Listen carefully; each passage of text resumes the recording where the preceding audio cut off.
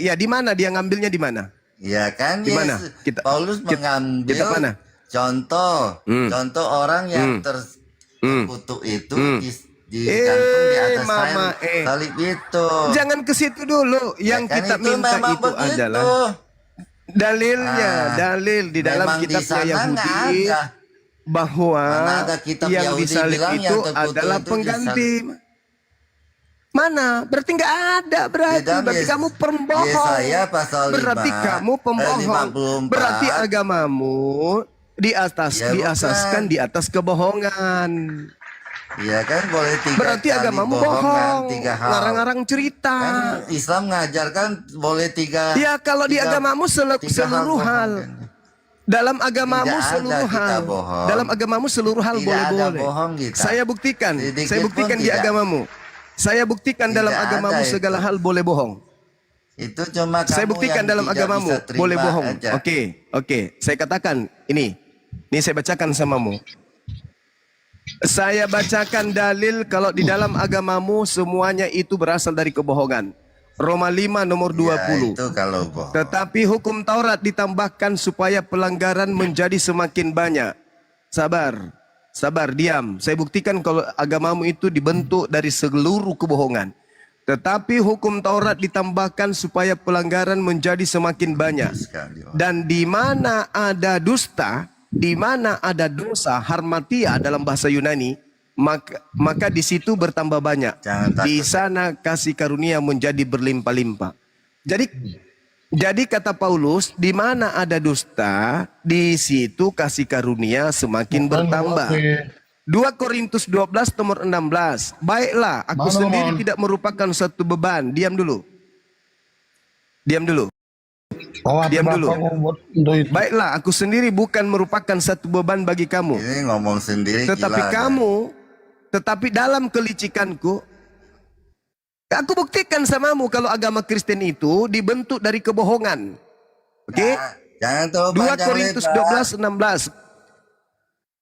Iya, dengar. Bukti bahwa dalam agamamu itu semua bohong boleh. 2 Korintus 12 nomor 16. Baiklah, aku sendiri tidak merupakan suatu beban bagi kamu.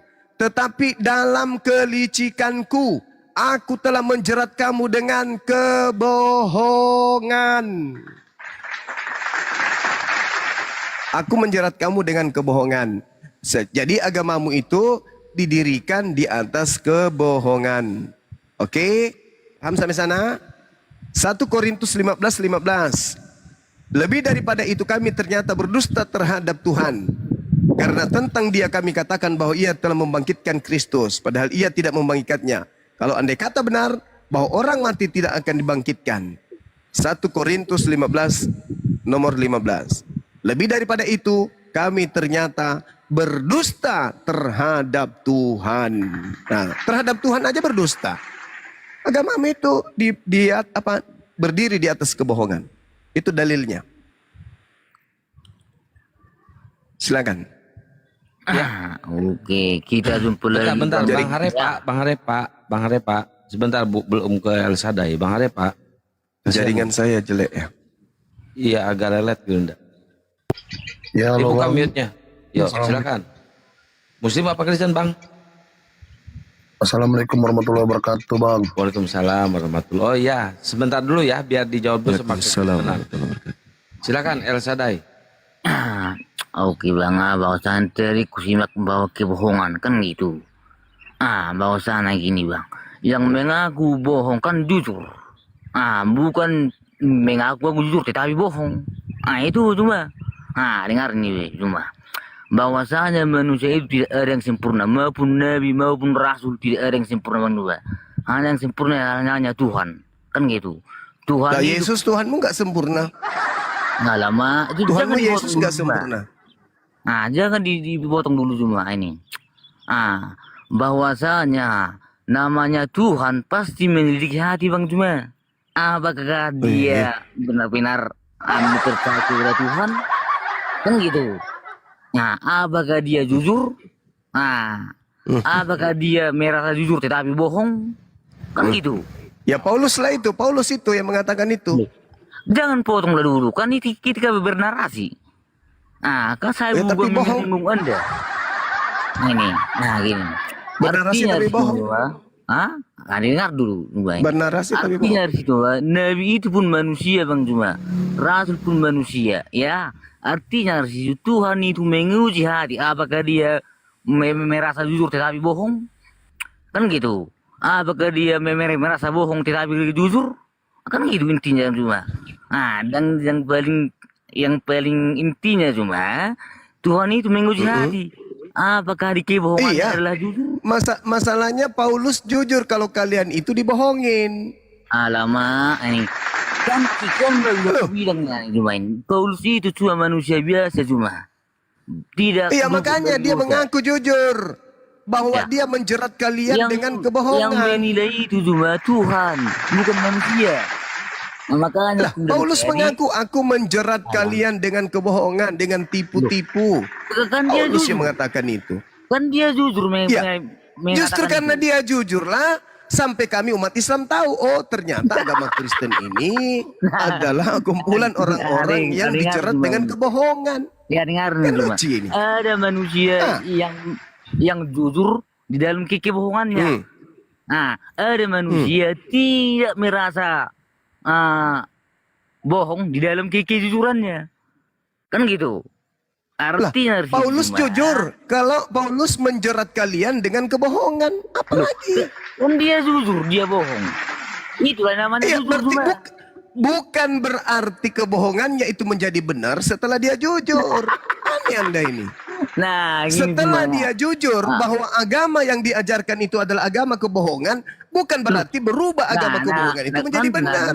Dengar Lucu ente juga. ini. Ada manusia. Sekarang kalau begini, yang mengaku gantian, bohong. saudara. Kalau ada orang jujur telah membunuh seseorang, saya jujur, saya membunuh orang tersebut. Apakah orang itu menjadi hidup karena dia jujur? Ya Ya enggak, kan dia, kan mampus. dia jujur. Ini kan dia jujur. Ya sekarang dia jujur bahwa dia mengajarkan agama Kristen itu dengan kebohongan. Nah, Loh, terus kan agama dia Kristen jujur ini apa? membunuh. Bahwasanya dia jujur. Nah, agama membunuh. Kristen ini bohong atau bukan? Agama Kristen ini kebohongan atau bukan? Lari kemana-mana Lucu, lah ente. kalau cuma. Di mana Loh, kok kita? saya kan saya membaca dalil yang ada di dalam kitabmu. Baiklah aku sendiri tidak merupakan suatu beban bagi kamu, tetapi dalam kelicikanku aku telah menjerat kamu dengan Kan dia jujur kebohongan. licik. Ini gini cuma. Kan dia jujur licik. Artinya Tapi orang cuma, sudah terlanjur jadi Kristen. Harusnya setelah Paulus itu jujur, kalian keluar dari jerat tipu dayanya. Kan aneh. Aneh dengar cuma ya. Kan sudah bilang tadi ada. Paulus jujur. Paulus jujur kalau dengar dia dulu. telah menjerat kalian dengan kebohongan. Setelah jujur. dia jujur, pertanyaannya sekarang, ente masih mau di dalam jerat kebohongannya atau Anda melepaskan diri? Loh, kan Dari sudah kebohongan bilang itu. gini. Kami mengikuti Tuhan Yesus bukan mengikuti Paulus.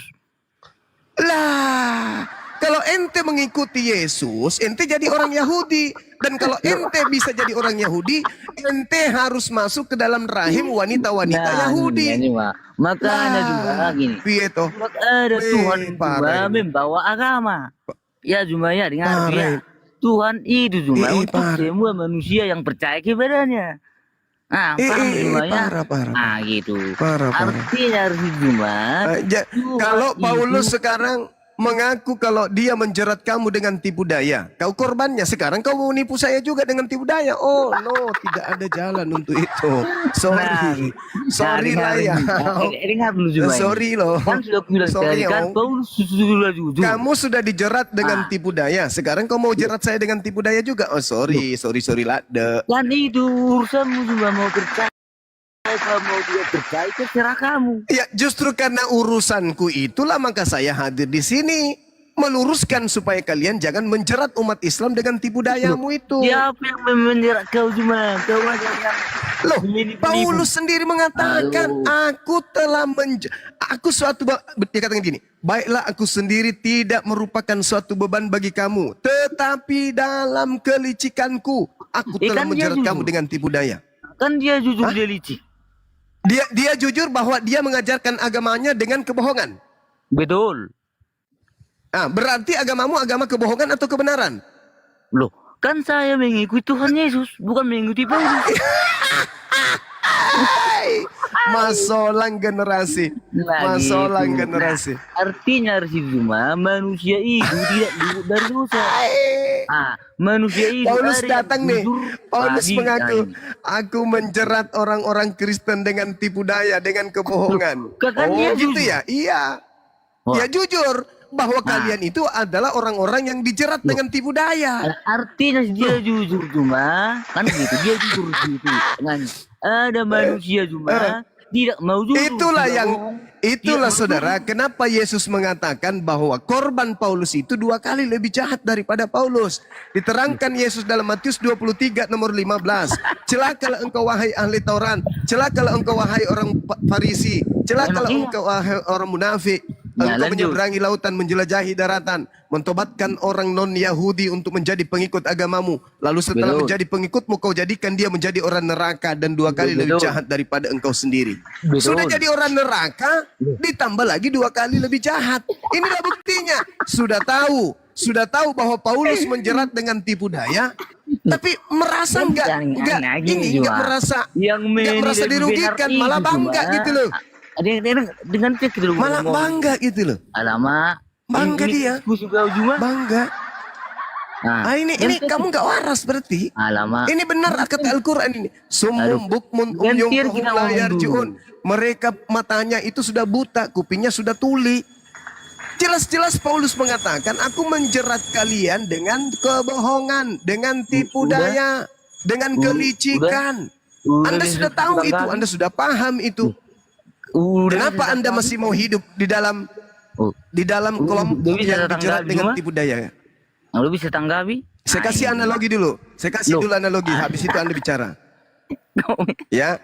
Jadi ada orang memberikan Anda racun, tetapi racun itu dibungkus dengan es krim. Anda dikasih loh. Anda dikasih. Kata yang kasih Anda, es krim itu dimakan jarak 3 bulan, 3 tahun paling lama es krim itu akan bekerja dan orang itu mati. Nah, orang yang memberikan es krim itu jujur bahwa aku telah memberikan racun kepada El Shaddai.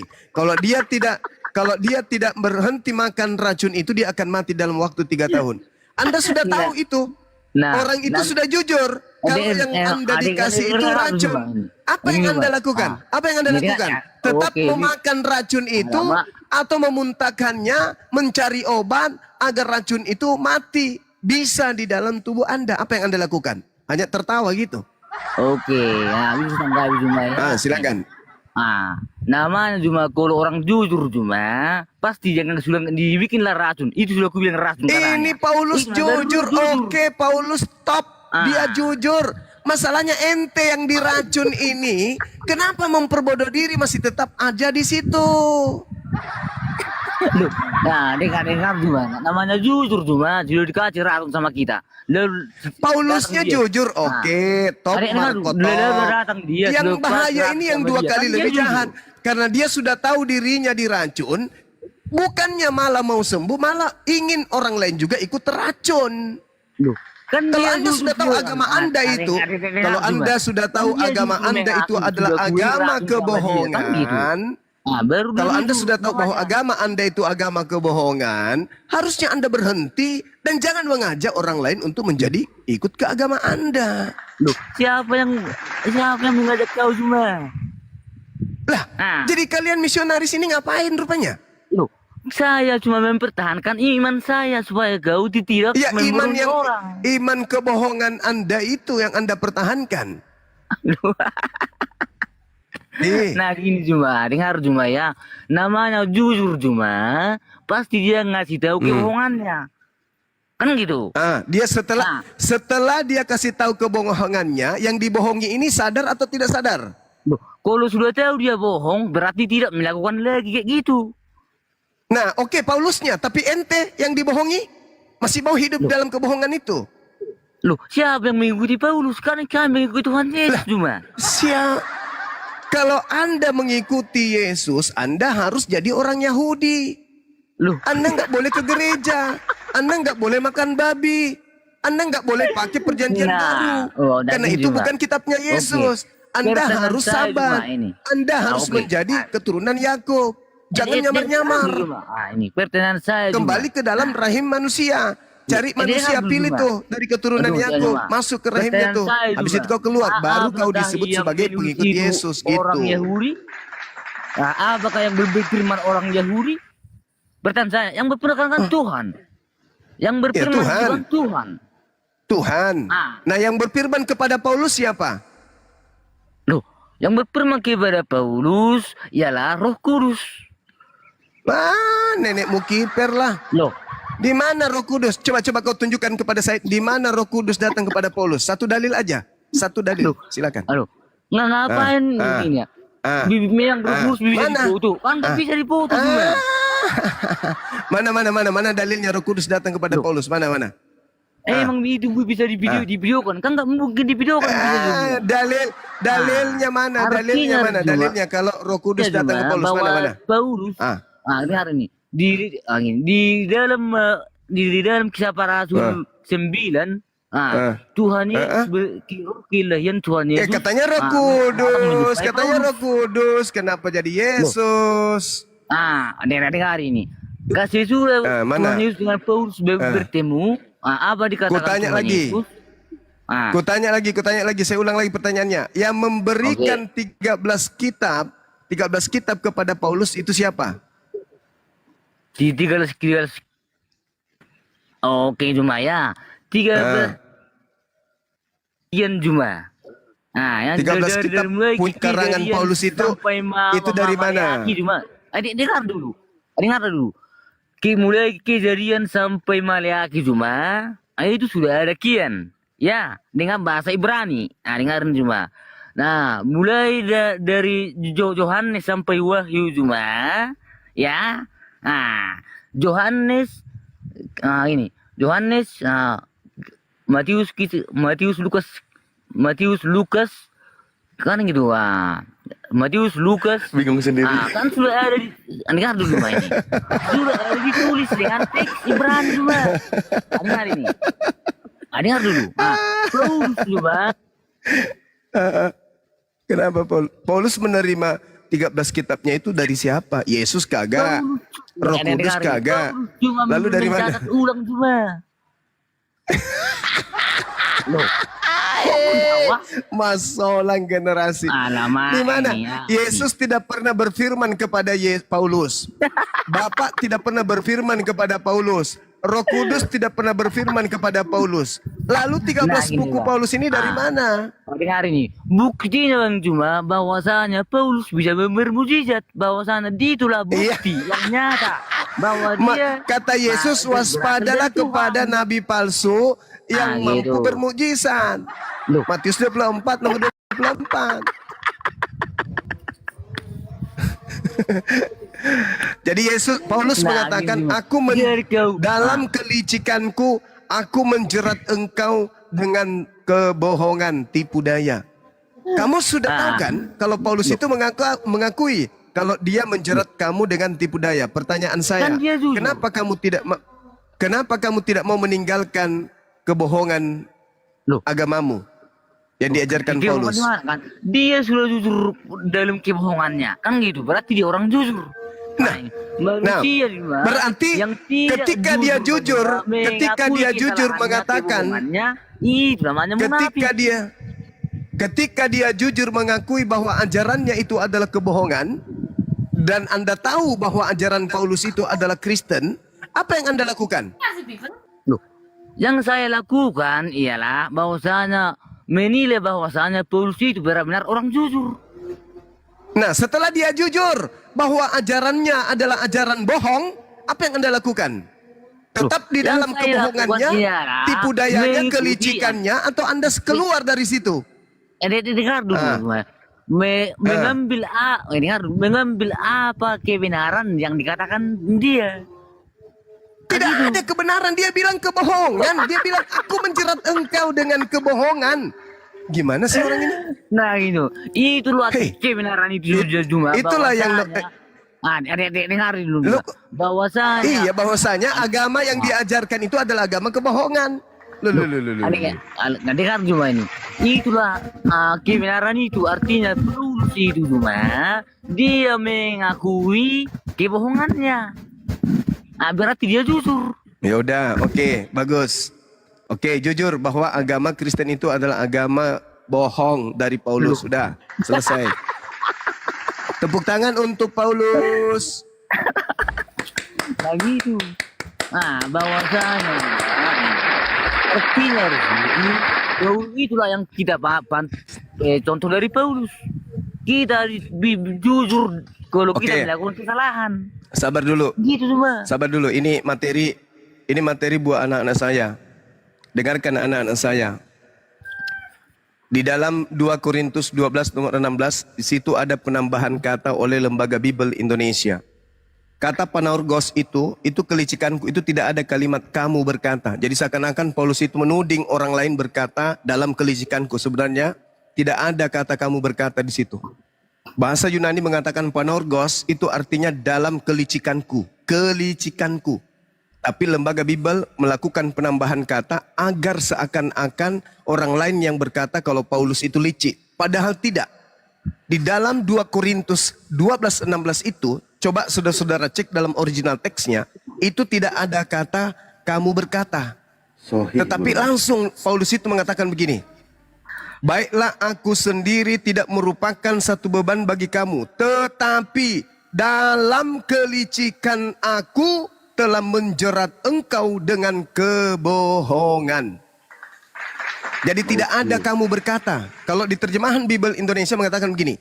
Baiklah aku sendiri tidak merupakan suatu beban bagi kamu. Tetapi kamu berkata dalam kelicikanku. Kamu berkata itu nggak ada. Dalam original teks itu nggak ada.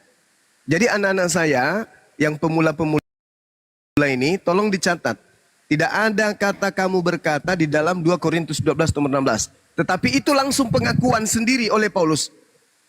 Baiklah aku sendiri tidak merupakan satu beban bagi kamu. Tetapi dalam kelicikan aku telah menjerat kamu dengan kebohongan.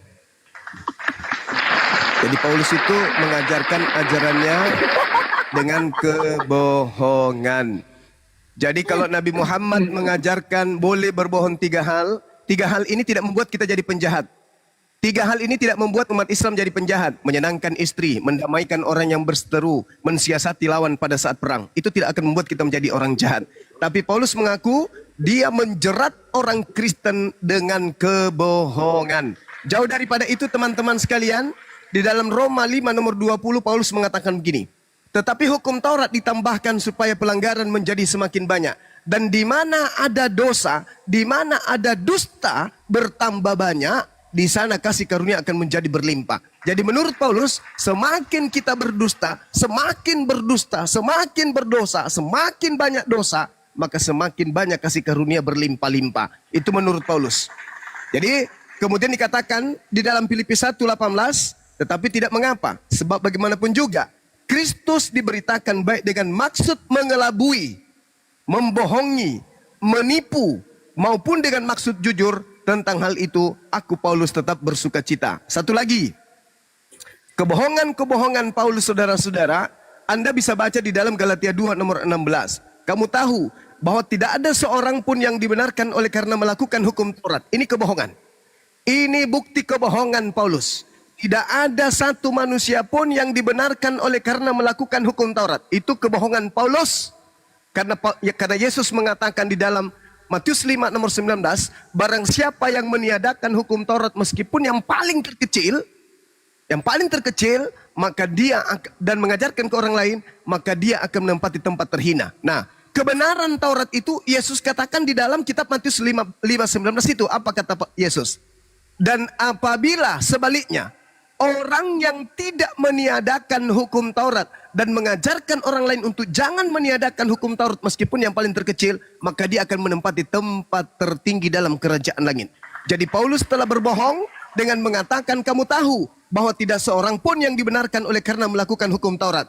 Yesus membantah, barang siapa yang tidak menghilangkan hukum Taurat meskipun yang paling terkecil, maka dia akan menempati tempat tertinggi dalam kerajaan surga. Itu bukti kebohongan Paulus, anak-anak saya sekalian. Untuk dicamkan, dicatat dan dipelajari, jangan sampai nanti masih ada misionaris yang datang mengajarkan agama kebohongan. Demikian. Lanjut. Oke, saya tanggapi cuma ya.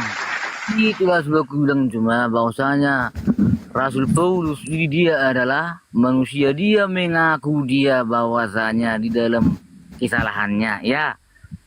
Dalam arti cuma di situ ada cuma manusia yang tidak mengaku bohong. Dia merasa jujur, tetapi dia bohong. Gitu cuma bahwasanya orang jujur itu cuma tidak tahan di dalam kebohongan. Artinya cuma di situ bahwasanya Paulus juga bilang cuma artinya situ dia juga bodoh karena Kristus. Karena apa? Karena Tuhan itu sangat luar biasa. Gitu ya. Dia juga jujur, dia bodoh karena Kristus. Artinya di situ cuma Rasul Paulus saja cuma juga bodoh karena Kristus. Sementara kita manusia biasa cuma yang tidak tahu apa-apa juga, pasti kita bingung juga. Karena apa? Karena Tuhan itu tidak bisa dipikirkan dengan akal, tidak bisa diakal-akali kemahakuasaannya. Gitu cuma ya. Artinya cuma Tuhan itu pasti menunjukkan kemahakuasaannya sendiri. Bukan manusia mencari kemahakuasaannya, bukan. Tetapi Tuhan yang menunjukkan kemahakuasaannya melalui apa? Melalui para nabi. Kamu mau jualan apa? Itu. Agamamu itu agama kebohongan. Kau mau jual apa lagi? Kau mau jual apa? Yesus adalah Tuhan. Yesus nebus dosa. Yesus mati terkutut di atas salib. Semua itu kebohongan. Paulus mengakui itu. Sudahlah, nggak usah kau jual lagi agama itu. Yang sekarang harus kau pikirkan, bagaimana kau selamatkan dirimu dari jerat tipu muslihat Paulus. Kenapa kamu masih mau menjual agama yang kebohongan itu? Yang mengajarkan aja sudah jujur. Aku menjerat kalian dengan tipu daya, dengan kebohongan. Kenapa justru kau masih mau pamer itu? Paulus sudah jujur, agama yang diajarkan itu agama bohong. Di dalam Kisah Para Rasul 24 nomor 5, orang Yahudi harus tahu, inilah dia Paulus, penyakit sampar. Orang yang menyesatkan seluruh orang Yahudi di dunia yang beradab. Dan dia adalah tokoh dari agama Kristen. Kenapa Anda percaya lagi? Bukankah Paulus sudah jujur? Aku telah menjerat kamu dalam tipu daya kebohongan. Makanya saudara, di dalam Kisah Para Rasul 21, nomor 15 sampai nomor 26, Paulus bertobat dari mengajarkan agama Kristen. Dia bertobat dari mengajarkan agama Kristen. Nah, coba Anda baca tuh. Kisah Para Rasul 21 nomor 15 sampai nomor 26. Di situ cerita lengkapnya Paulus bertaubat dari agama Kristen. Baca. Jangan cuma bisa tertawa. Oke, lanjut. Ya, baik. Ini ada Bang King. Bentar, Sadai. Mute dulu. Bang King. Bang King, monitor Bang King. Dibuka mute-nya, Bang. Hadir. Ya, silakan kalau mau bantah dari Kristen kan? Ya, Kristen. Ya, silakan. Apa temanya? Kristen apa tadi Gurunda diajari dengan kebohongan? Paulus. Ya. Kristen tidak pernah diajari kebohongan, Dinda. Itu Paulus sudah mengakui kok. Dia menjerat kalian dengan tipu daya. Di mana ada, Pak? Saya baca. Tadi sudah dibacakan samamu di 2 Korintus 12 nomor 16. Baiklah, aku sendiri tidak merupakan satu beban bagi kamu, tetapi dalam kelicikanku aku telah menjerat kamu dengan tipu daya. 2 Korintus 12 ayat nomor 16. 12 nomor 16. Baiklah, aku sendiri tidak merupakan suatu beban bagi kamu, tetapi kamu katakan dalam kelicikanku aku telah menjerat kamu dengan tipu daya. Itu? Ya. Ya, saya pelajari dulu bentar. Apa artinya? 2 Korintus. Ya, apa artinya? Ya, misi Paulus itu ya menjerat orang-orang Kristen dengan tipu daya, apalagi?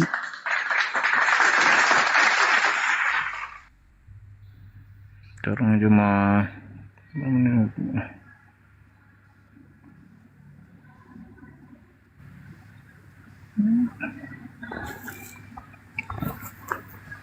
di sini ada artinya nih.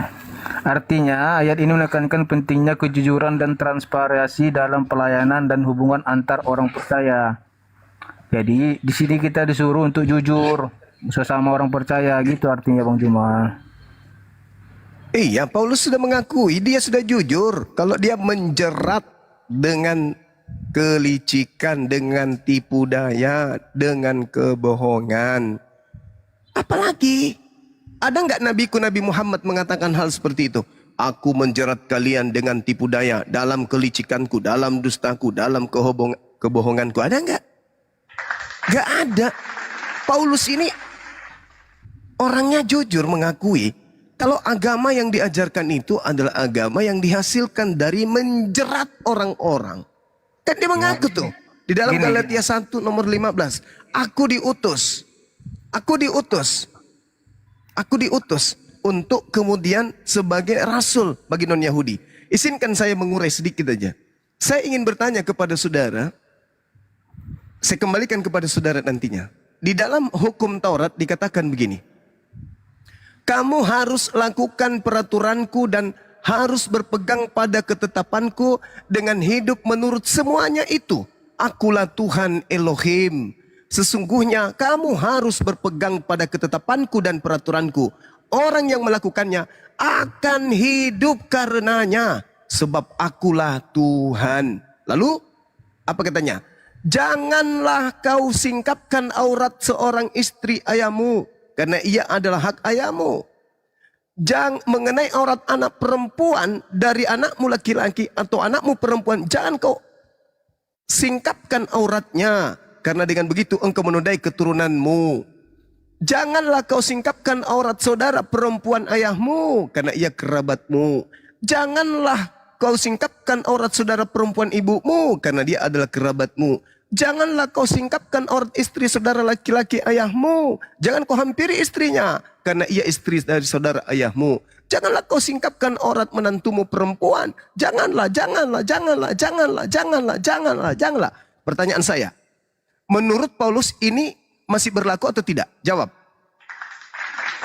Larangan ini masih berlaku atau tidak? Masih berlaku nggak ini? Tidak. Tidak berlaku. Kalau tidak berlaku berarti boleh kan?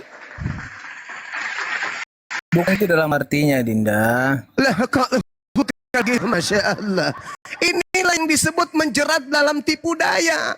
Aku Tipu menjerat daya engkau itu, dalam bentar. tipu daya. Tipu Aku daya menjerat itu dalam engkau bahasa dalam Yunani kebohongan. apa? Bentar, Linda. Dia mengatakan jelas, saudara. Dia mengatakan penorgosos, kelicikanku. Kelicikan. Aku menjerat engkau. Dalam kelicikan, dalam tipu daya. Jelas itu.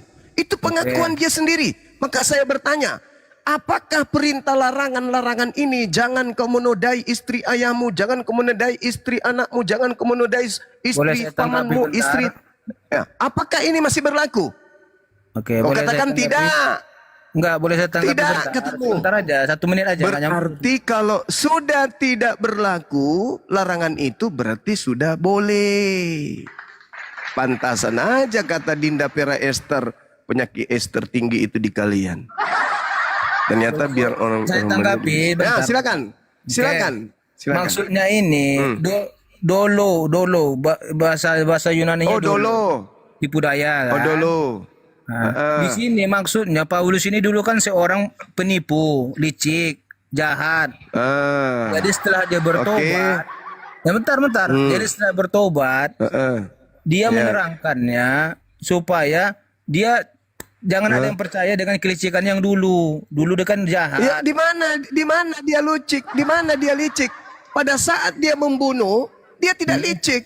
Dia datang dengan apa adanya sebagai seorang pembunuh, penjagal. Bukan itu yang dimaksud. Coba Anda baca kemudian secara lengkap 2 Korintus 12 itu. Itu bukan masalah pembunuhan ketika dia menganiaya murid Yesus. Enggak. Coba Anda lihat itu baik-baik. Bagaimana kemudian ketika dia kembali ke kota Yerusalem. Di dalam kisah para Rasul 21 itu. Apa yang dilakukan? Bertaubat dia. Bertobat dari mengajarkan orang makan babi. Bertobat dari mengajarkan orang tidak bersunat. Baca.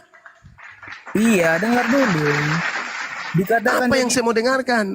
dia katakan dia kelicikan itu. Dia dulu kan jadi hamba Tuhan. Udah. Dia tidak tulus dalam pelayanannya. Dia licik gitu untuk mendapatkan keuntungan. Jadi Tuhan jadi dia berkata, jangan tiru dengan kelicikan dia tadi, supaya kamu tidak dengar. Di mana itu? Coba saudara. Kapan Paulus jadi pengajar sebelum dia menjadi tokoh Kristen? Kapan dia pernah mengajar? Setelah dia bertobat, dia jadi pelayan Tuhan. Iya, setelah dia pelayan, dia mengakui dalam kelicikanku aku menjerat engkau dengan tipu daya, dengan kebohongan. Kapan dia menjerat orang dengan kebohongan? Enggak ada. Selain agama Kristen, enggak pernah dia menjerat orang-orang Yahudi. Selain dia membunuh. Karena dia dituduh itu licik gitu loh. Bukan dia yang licik. Setelah Bukan dia dituduh. Bukan dia dituduh licik. Dia mengakui dalam kelicikanku aku menjerat engkau dengan kebohongan. Tetapi kamu katakan dalam kelicikanku. Berarti kan orang mengatakan dia licik, bukan dia yang licik gitu loh. Gimana sih? Tidak ada kata kamu mengatakan itu penambahan. Itu penambahan Bible. Itu Bentar, saya silakan baca. kau cari Baiklah. original teksnya. Enggak, saya baca yang tadi 2 Korintus 12 ayat 16. Baiklah, Iya, aku silakan. sendiri tidak merupakan suatu beban bagi kamu, tetapi kamu, tetapi kamu katakan dalam kelicikanku. Ya, tetapi Kamu katakan itu. Berarti Kamu orang- katakan itu penambahan. Itu penambahan. Kok penambahan sih? Itu tidak ada dalam original teksnya, Cak Ayu. Kok tidak ada? Tidak ada itu penambah. Ayo, siapa yang bisa buka kamera di sini? Ini. Ada? Ini, buka. Buka. Kau tunjukkan Alkitab Sabda, saudara. Silakan. Kau buka Alkitab Sabda. Ini. Buka Alkitab Sabda. Enggak, ini. Baiklah, aku sendiri tidak merupakan. Bentar. Nih, baiklah aku sendiri tidak merupakan suatu beban bagi kamu, tetapi kamu katakan dalam kelicikanku aku telah Original teksnya, Cak Ayu, Alkitab Sabda. Itu bahasa itu sudah. Monitor Ustaz. Ustaz Alif. Monitor. Ya. Dinda minta tolong deh Alkitab Sabda biar kita lihat original teksnya. Siap Guru Nda. Oh ini udah ya. Nah, kalau guru saya yang buka kamera ini aman. Yang mana guru? Silakan dibuka. Ya, atau Bang Alif ini? Enggak, ini Guru Nda, ini kan di Ah. Alkitab Sabda ini ya. Tapi kita lihat ini pembuktian ketidakkonsistennya penerjemahan. Ini jangankan ke Alkitab Sabda, izin Guru Nda ya, saya tampilkan dulu. Ini ada terjemahan, ada TB, ada TL, terjemahan lama. Di terjemahan lama tidak ada kata kamu katakan. Ini aja udah nggak jujur terjemahannya. Terjemahan lama di sini dikatakan apa, coba kita baca ya. Tetapi biarlah begitu, aku ini tiada membebankan kamu, melainkan sebab cerdik, sebab licik, sebab dusta, aku tangkap kamu dengan muslihat. Enggak ada kalimat kamu katakan. Ini enggak ada. Jadi kitabnya teman-teman Kristen itu ditambah dari LAI. Coba. Berterima kasihlah kepada Apologet Islam Indonesia, saudara-saudaraku Kristen. Kami datang menyelamatkan kalian, bukan menyesatkan kalian. Jadi mana? Coba Dinda. Nah, Enggak, jadi mana yang benar? Ini kan belum lah. yang benar kembali kepada yang ada teks Yunaninya, enggak ada kalimat, enggak ada kata tambahan kamu katakan tuh enggak ada. Maknanya sama juga. Ya. Kok mananya sama? Sama dibuat terjemahan juga. Ya, tapi maknanya sama. Ya, artinya di situ. Aduh. Aku menjerat engkau dalam tipu daya. Sekarang kamu ingin menjerat saya juga gitu? Hah? Kamu jadi korban. Kamu korbannya Paulus. Sekarang kamu jadikan saya juga korban begitu? Masalah generasi. Tidak akan Nah, pernah berhasil, dibuat kawan. Kok nggak ya. berhasil? Namanya Kok nggak akan terjemahan berhasil? cuma, Nggak berhasil. ya, arti terjemahan itu ya, bisa berbeda amat, tapi maknanya sama. Kau mau ingin menjerat aku dengan tipu dayamu gitu? Loh, Ah, kamu ingin ikuti pendiri agamamu, menjerat Bang Suma dengan tipu daya? Oh, nggak bisa, nggak bisa. Oke, nah gini, Tunjukkan Bang. tidak original teksnya, Itu tekan, tekan. cuma terjemahan. Udah, Kan kau diam, ada kau diam, aslinya. tutup lubang pantatmu. Diam dulu, Sadai. Lubang pantatmu tutup, pakai Alteco, jangan bersuara. Lanjut. Kita mau menyelamatkan, justru mau menyesatkan dirinya, kan aneh. Nah, mana tuh? Dari mana? Maaf, mic kepencet. Ini loh kata Ini ini. lagi. Ini kata ini. Satu kata ini kenapa di terjemahan jadi ada kamu katakan dengan kelicikanku, padahal nggak ada nih, coba. Satu kata loh padahal ini. Nangis dulu, nangis. Nih, Apa terjemahannya? Dinda? Apa terjemahannya? Terjemahannya apa? Jangan nangis, Kang. Terjemahannya apa? terjemahannya kelicikanku. Ini terjemahannya nih, Masuk lagi kelicikanku. Tapi kenapa Kita di hadir menyelamatkan. LAI dikatakan ada bunyi kamu katakan dalam kelicikanku. Ini dari mana cerita? Nah, dengar ya. Berarti Anda Tembaga. tidak mengetahui. Jadi bukan lembaga, bukan lembaga. Bukan lembaga itu kan Lain di namanya tempat tambaga. tadi, Juma. Mana tonton lagi nih, Juma. Dengar dulu. Ketuanya, Teman-teman kita sepakat saya ganti namanya pergi jangan ke lembaga ya. Ya, pencetak nanti kitabnya dengar kita dulu. ganti menjadi tambaga, beleng-beleng. Loh. Nah, artinya Juma di situ, penempatan Nah, kata kau Juma, ingin menjerat ya, aku dengan tipu dayamu akan gitu. ditempatkan pada tempatnya. Kamu ingin tonton membuat lagi nih. saya Loh. terkena tipu daya lagi. Loh. Kau ingin Kok tipu meneruskan daya? kemudian Ini nggak kau boleh. ingin meneruskan cara Paulus menjerat dengan tipu daya. Loh. Nah, dengar Juma ya. Kok penempatan makna kata Juma harus ditempatkan Di mana pada asalnya artinya yang sama. ada penambahan kata kamu katakan itu dari mana? Oke, nah gini Juma. Artinya Di mana? Nah, Dari mana curinya kata kamu katakan itu dari mana? bisa ditempatkan kepada kalimat. Ya, Artinya jaringan Juma. dasar ular apa yang ada dalam dirimu kawan? Ular apaan sih Juma? Ular cerdik. Kan gitu. Ular cerdik. Ular cerdik bisa kita katakan Ular licik. cerdik. Ular licik. Kan gitu. Jadi itu Itu kita bahas ini, Dinda. 2 Korintus Parah, baru. parah. Itu mana kali Parah, Mas? Mas, Gini. Ular yang licik kan gitu. Bisa kita katakan ular yang cerdik kan tidak bisa. Itu benar mengerti bahasa kata. Gitu. Berat. Gitu Mas. Saya sih tapi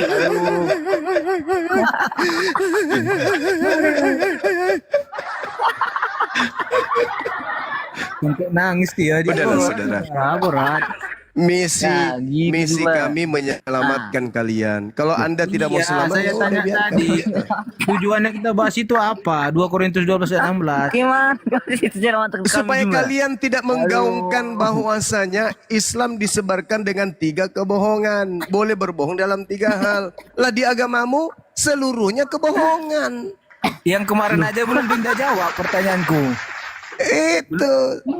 Yang disalahkan itu siapa? Itu belum selesai Islam itu pertanyaan kemarin. kebohongan. Dinda, Apa itu? siapa yang disalibkan itu? Belum selesai kemarin ceritanya. Yang disalibkan itu adalah orang yang dikutuk. Siapa orangnya? Dia bilang. Ya Yudas, siapa lagi? Di mana dalilnya? Udah saya tanya sama yang lain-lain nggak bisa jawab. Terkutuklah orang. Terkutuklah orang yang digantung di atas salib. Siapa yang terkutuk? Betul. Yang di atas salib. Siapa yang di atas salib? Orang terkutuk. Siapa yang terkutuk? Yang di atas salib. Siapa yang disalib? Orang terkutuk. Betul. Dikutuk oleh siapa? Dikutuk oleh Iya. siapa? Di mana Dikutuk oleh siapa? Yudas digantikannya? Dikutuk oleh Elohim. Dikutuk oleh Elohim. Nah, yang dikutuk oleh Elohim adalah pelaku maksiat yang sepadan dengan hukuman mati. Siapa Jadi yang melakukan menurut maksiat kamu, yang Yudas, sepadan dengan hukuman mati? Yudas Iya, atau jadi- Yesus? Jadi menurut kamu Yudas? Yudas. Di mana dalilnya? Iyalah, siapa lagi? Di mana? Nah, Ulang gigi dalilnya Mbak. ulangan 21 nomor Ada. 22 nomor Di situ nggak ada. 23. Di situ nggak ada dibilang Yudas. Gimana sih? Iya, di mana? Di mana ada Yudas? Di mana? Di Iya. mana? Tapi kamu bilang Yudas Di yang mana disalibkan. tidak ada Yudas? Di mana? Ulangan 21 nomor 22, apabila ada orang yang kamu hukum melakukan dosa sepadan dengan hukuman mati. Siapa yang melakukan dosa sepadan dengan hukuman mati? Yesus atau Yudas? Nama Yudas itu tidak ada ditulis di situ. Di mana sih? Namanya nubuat itu tidak nyebut nama Cak Ayu. Orang terkutuk itu banyak, bukan hanya Yudas. Jadi kok Yudas? Nah sekarang, oke, sekarang dalam tragedi Yesus dan Yudas, siapa di antara keduanya yang terkutuk? Oke, Yudas. saya jauh Jumaya. Ini. Yudas Yang itu pintar. namanya Di mana dia digantikan? Itulah. Kalau dikatakan terkutuk Jumaya. Masalah generasi. Ya Jumaya. Mana dikatakan dia Yudas? Mana? Di mana? Di mana ini? Ini ya, di mana? Itu kan nubuat, tidak menyebut nama karena itu nubuat. Iya. Tetapi yang duduk dalam perkara itu adalah orang yang melakukan dosa yang sepadan dengan hukuman mati. Dari mana tahu kau dia yang disalibkan itu Yudas? Itu yang saya tanya. Itu dalilnya tadi ulangan 21 yang dikutip oleh Paulus berdasarkan Galatia 3 nomor 13. Sebab ada tertulis. Berarti yang tertulis ini harus jadi bukan hanya patokan. Yudas, banyak orang terkutuk yang mati di kayu salib. Tapi Banyak, dalam bukan hanya tragedi Yudas. Yesus Yudas, dalam tragedi Yesus Yudas itu siapa di antara kedua orang ini yang dikutuk? Siapa? Lucu. Jumaya. Ada yang jelas.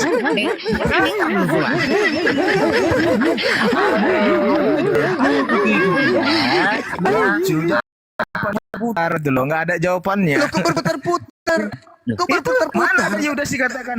Orang terkutuk itu banyak, bukan hanya Itu Yudas. kan nubuat. Makanya saya tanya. Kalau Sambalus memang itu Yudas yang disalibkan, nubuat. mana dalilnya? Dalilnya mana? Sambalu. Nah. Itu nubuat. Iya, Cahayu. Itu nubuat. Itu nubuat. Nubuat. Itu nubuat. Ramalan. Itu Buat ramalan. dari mana? Ramalan apa ini? Loh, kamu ngerti nggak nubuat itu apa? Jadi Apa itu nubuat? Nubuat itu apa? dinubuatkan sama Nubuat itu apa? bentar. Nubuat itu yang nubuat akan itu apa? terjadi di masa depan. Itu Akan terjadi pintar. di masa depan. Berarti yang tertulis di dalam ulang 21 itu nubuat yang terjadi. Siapa yang cocok di situ? Itu